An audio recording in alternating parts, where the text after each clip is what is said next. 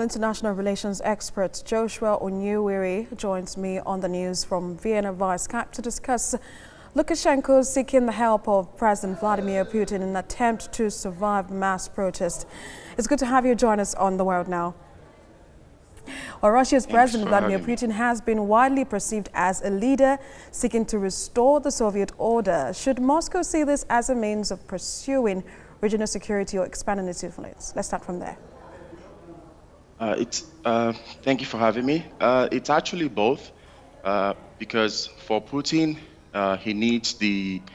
Belarus is in a geographical political position which interests Putin, as well as the economic advantage that Putin benefits from Belarus.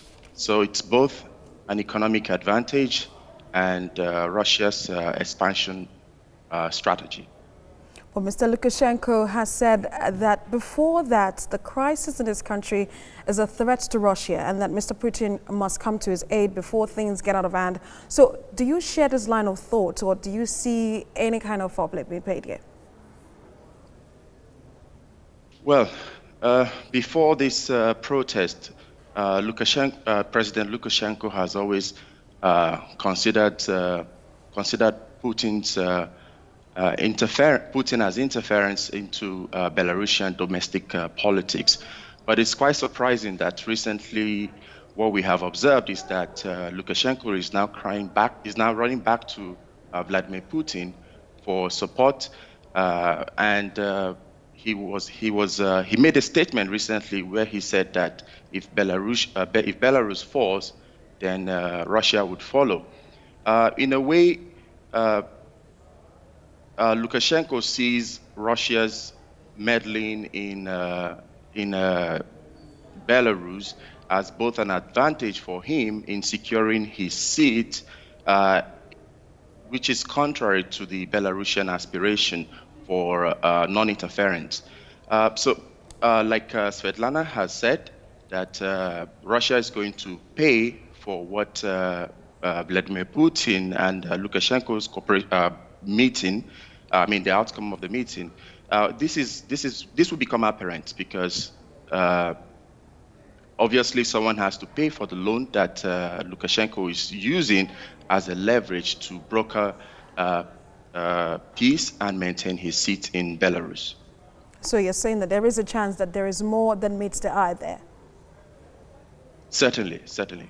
You probably heard the French president, Emmanuel Macron, saying it would be a mistake for Russia to intervene. How do you read that into the situation?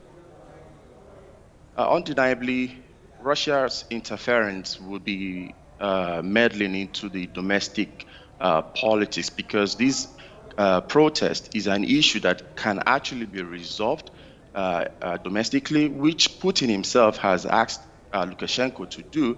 What we are observing is Putin, not taking a stance, which is quite awkward, because in the past, Lukashenko's running to Putin would have been a very big advantage for him. He would have taken it with both hands. But understanding the Belarusian society, which Belarus share a lot of similarities with Russia, being linguistically. They also, are geographically positioned next to each other. It's quite surprising, to see that Putin is taking a very sensitive stance, not committing 100%, because he knows that whatever happens in Belarus will have an effect in Russia. So in a large sense, Macron's statement is very right. And Putin also, having stayed in power for so long, in a way, if Lukashenko is toppled, there are chances that people would see what happened in Belarus and leverage on that to pursue for Putin himself to be toppled. Well, interesting. Let's look at what has been going on for the past few days now. The city of Minsk has been, of course, rocked by different protests, and you've seen the opposition, being arrested by the government. How do you see this playing out? Do you think the Belarusian government can actually, control the protest and see to it that they do not violate human rights? Well, the human rights violations has been already carried out, which we can see from the European Union statement, which was made recently, by launching investigation into it. It's certainly going to overwhelm the Belarusian police, which is in a way the agenda of the protesters, because they know, there is no way the Belarusian police will be able to handle this large number of protesters. The recent statement, which was released by I think it's the Ministry of Defense, stating that over 774,000 people have been arrested. I don't think there is any prison in Belarus that can handle so much more than this. So the agenda, in a way, is by the protesters is to overwhelm the Belarusian prison system.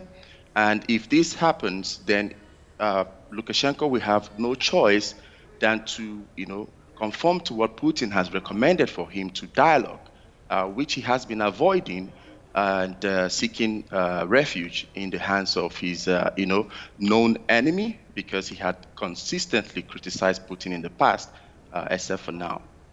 Interesting point there. International relation expert Joshua Onyewere, thank you so much for sharing your thoughts on TVC News. Thank you for having me.